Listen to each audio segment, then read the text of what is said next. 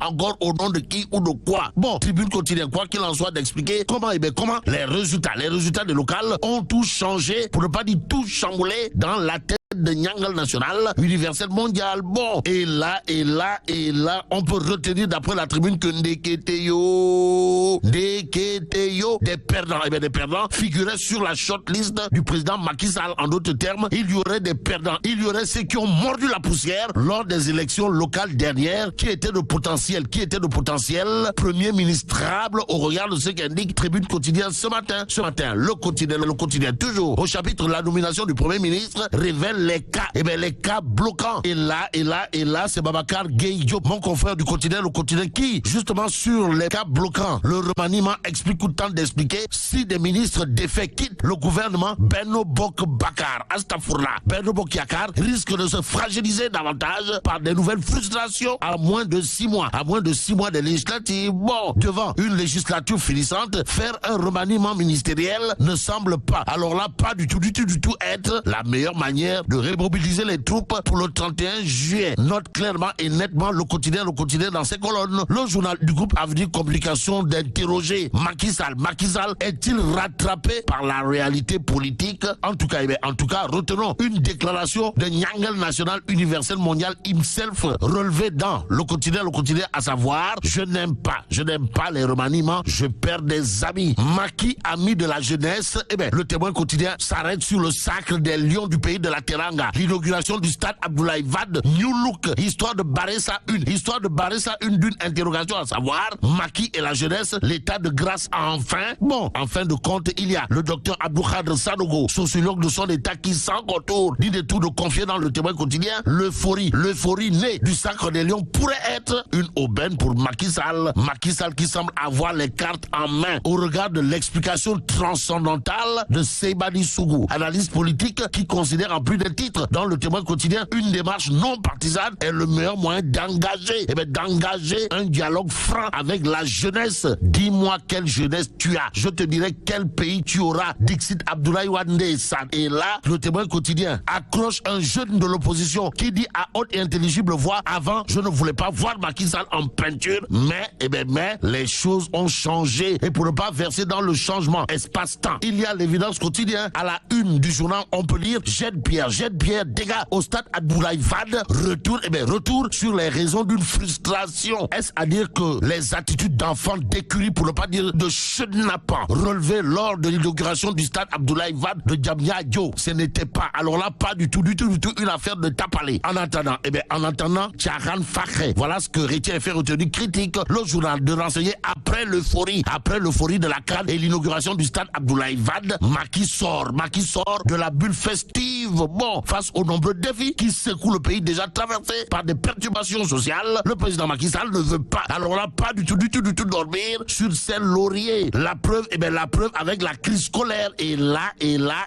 ça sent le nef et Mbamkhou au regard de ce qu'indique critique le journal. En tout cas, au chapitre de l'école d'indiquer que Tchafengi Mafebe Yakou. Bon, les enseignants promettent de chauffer la rue. C'est ce qu'indique clairement et nettement critique l'Observateur L'Obs, toujours au chapitre de la crise scolaire, de titrer école, les équations de la reprise. Il s'agit de quoi encore, des questions sur le rattrapage des 300 heures perdues, et pour ne pas perdre du temps, l'Observateur L'Obs nous renseigne les différentes options et les risques sur l'allègement du programme. Ce qu'il y a lieu de programmer selon l'Observateur L'Obs gravite autour de plusieurs faits, dont les angoisses des élèves en classe d'examen. En examinant le secteur de la santé, on peut dire sans contour ni détour, en lisant l'As quotidien, que l'hôpital est encore plus malade que le malade qu'il est censé soigner, pour reprendre des képhales ou le nandité de classe exceptionnellement exceptionnelle. En tout cas, l'As quotidien de titrer victime d'une pénurie d'eau depuis 3 jours.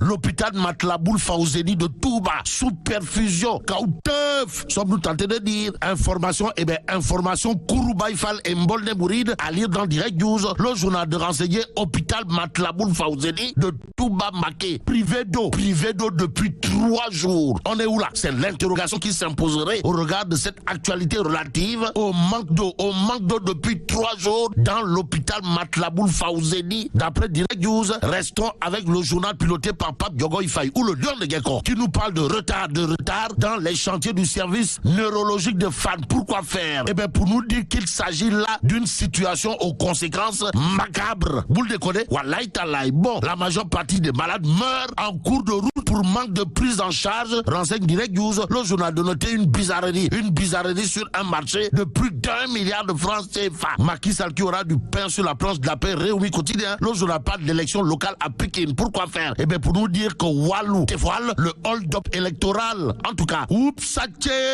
voilà le cri de Walou aujourd'hui après les résultats contestés au niveau de la mairie de Pékin. Bon, une marche prévue vendredi, c'est ce qu'elle dit clairement et nettement Réumi quotidien, le quotidien, l'info. Bon, avec 24 heures quotidien qui parle de présidence du conseil départemental de Kaolack. Pourquoi faire? Eh bien, pour nous dire que plus gentleman, Borom Crème, comprenez Kaolack sur les rampes de l'émergence, en l'occurrence Pape Demba Bitèye, il n'y en a pas. Alors là, pas du tout.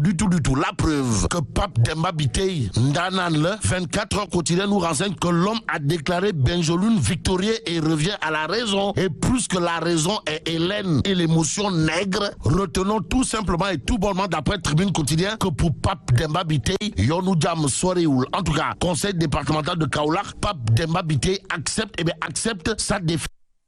Benjeloun, Sawai, Pape Demba Bitèye inscrit au Panthéon des Ndanan Koulou Fadjiri par l'évidence quotidien. Pourquoi? Eh bien, l'évidence quotidienne de parler de contentieux au conseil départemental de Kaolack, histoire de nous renseigner que Ndeketeyo, Borom Clem, comprenez Kaolack pour la réélection de Macky Sall, devenu Kaolack sur les rampes de l'émergence, en l'occurrence Pape Demba Bitèye, c'est comme qui dirait l'acte de grandeur. Bon, avec Libération pour terminer, le journal parle d'usine de trituration en berne et campagne de commercialisation ratée. Pourquoi faire? Eh bien, pour nous dire que la Sonacos au bord du précipice. Bon, la Sonacos au bord du précipice. Mais là, t'es donc de Tchéi, Founou Djemeti. Bon, vive le Sénégal. Yeah. Alors, merci beaucoup Fabrice Ndiema pour cette revue de presse. Vous l'aurez tout à l'heure à 12h sur 89.7 Zik FM avec Birahim, voilà. Ah, Billy.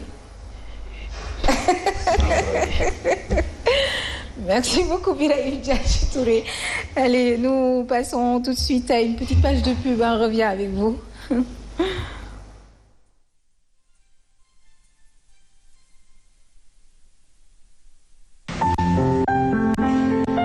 Sama nenne, mbégte ak bànneex lay àndal saa su ma lay toppatoo. Sa jëmm ji mooy cadeau bi ma gën a neex ci sama dund.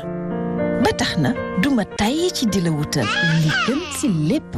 Kalinex lépp lay naan gaaw a wow ba tooyaay du la sonal benn yoon. Am na élastique ci wet yi